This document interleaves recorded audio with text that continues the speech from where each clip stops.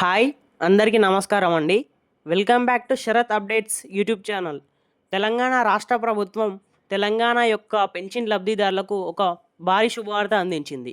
ఈరోజు సాయంత్రం లోపే ప్రతి ఒక్క అర్హుడైన లబ్ధిదారుడి ఖాతాల్లో దాదాపు 28 నుండి 30 జిల్లాల వరకు ఈ పెన్షన్ డబ్బులు 4016, దాంతోపాటు దివ్యాంగుల పెన్షన్ను 6016 చొప్పున వారి ఖాతాల్లో జమ చేయడం జరుగుతుంది అని తేల్చారు. దీని గురించి పూర్తి వివరాల కోసం వీడియోను ఎక్కడా కూడా స్కిప్ చేయకుండా పూర్తి వరకు చూడండి. అలాగే వీడియోని ఖచ్చితంగా లైక్ చేయండి. లైక్ చేస్తేనే ఇలాంటి అప్డేట్స్ మీకు అందివ్వడానికి నాకు మోటివేట్గా ఉంటుంది. దాంతోపాటు ఛానల్ని సబ్స్క్రైబ్ చేయండి. తెలంగాణ రాష్ట్రంలో కొత్త పెన్షన్ల పంపిణీ ఈ రోజు నుండే మొదలు. అర్హుల జాబితాలు సిద్ధం చేయాలని కలెక్టర్లకు ప్రభుత్వం ఆదేశాలు జారీ. పెండింగ్లో ఉన్న దరఖాస్తులు భారీగా ఉన్నందువల్ల ఈ యొక్క కొత్త పెన్షన్లు మంజూరుకు ప్రతిపాదనలు సిద్ధం చేయాలని నిర్ణయం తీసుకుంది ప్రభుత్వం. గ్రామాల్లో పంచాయతీ కార్యదర్శకాలు, పట్టణాల్లో, నగరాల్లో బిల్ కలెక్టర్ల ద్వారా ఈ పెన్షన్ల యొక్క దరఖాస్తులపై క్షేత్రస్థాయిలో ఈ పరిశీలన చేయించాలని నిర్ణయం తీసుకున్నట్టు తెలుస్తుంది. తెలంగాణలో ఈ కొత్త పెన్షన్ల కోసం లబ్ధిదారులు ఎప్పటి నుండో ఎదురుచూస్తున్నారు.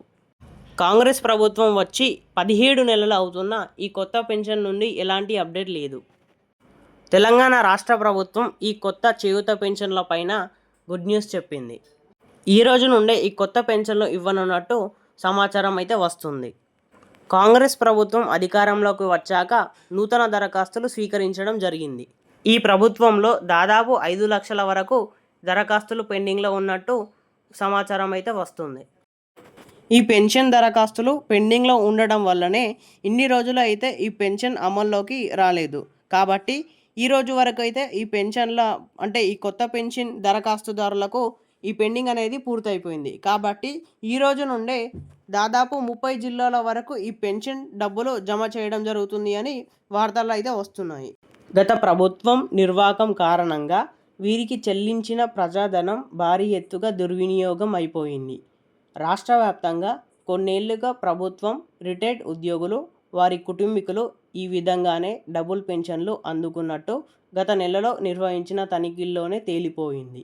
ఒక ఉమ్మడి ఖమ్మం జిల్లాలోనే దాదాపు 2.50 కోట్ల ఈ అక్రమంగా చెల్లించిన ఆసరా పెన్షన్లతో దుర్వినియోగం అయిపోయినట్టు అక్కడి జిల్లా అధికారుల విచారణలో తేలిపోయింది.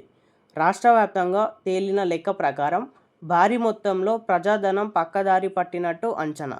ప్రభుత్వం నిబంధనల ప్రకారం వితంతువులు, ఒంటరి మహిళలు, వృద్ధులు, బీడీ కార్మికులు, స్టోన్ కట్టర్లు, చేనేత, అలాగే వికలాంగులు, డయాలసిస్ రోగులు, మలేరియా, ఎయిడ్స్ రోగులకు ఆసరా పథకం వర్తిస్తుంది. దారిద్ర్య రేఖకు దిగువన ఉండి తెల్ల రేషన్ కార్డు ఉన్నవారు ఈ పెన్షన్ పొందేందుకు అర్హులు. గత ప్రభుత్వం ఆసరా పెన్షన్ పేరుతో ఈ డబ్బులు అయితే ఇవ్వగా కొత్త ప్రభుత్వం దీనిని ఆసరా పెన్షన్ని చేయూత పెన్షన్గా మార్చి 2016 పొందేవారికి 4016, అలాగే 4000 పొందుతున్న దివ్యాంగుల పెన్షన్ను 6000కు చేయూత పెన్షన్గా మార్చి ఇవ్వడం జరుగుతుంది. మాజీ మంత్రి, BRS working president Bhadradri Kothagudem జిల్లాలో దాసరి మల్లమ్మ అనే 80 ఏళ్ల వృద్ధురాలకు ఆసరా పెన్షన్ కింద వచ్చిన 1,72,000 రూపాయలను వెనక్కు కట్టాలని ప్రభుత్వం నోటీసులను జారీ చేసింది. ఇదంతా అవమానీయమైన చర్య అని ట్వీట్ చేసిన వ్యవహారం కూడా ఈ అనర్హులకు జాబితాల్లోనే ఉండటం గమనార్హం. దాసరి మల్లమ్మ కూతురు దాసరి రాజేశ్వరి దంతుకూరులో ఎంఏఎంగా పనిచేసింది. 2010లో ఆమె మరణించింది.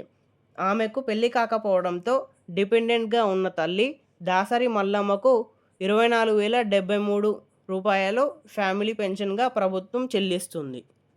ఆమెకు మరోవైపు అప్పన్నులకు అందే ఆసరా పెన్షన్ కూడా అందుతున్నట్టు ఇటీవల సర్వేలో తేలింది. అందుకే ఈ మే నెల నుండి ఆసరా పెన్షన్ను అక్కడి జిల్లా అధికారులు నిలిపివేశారు.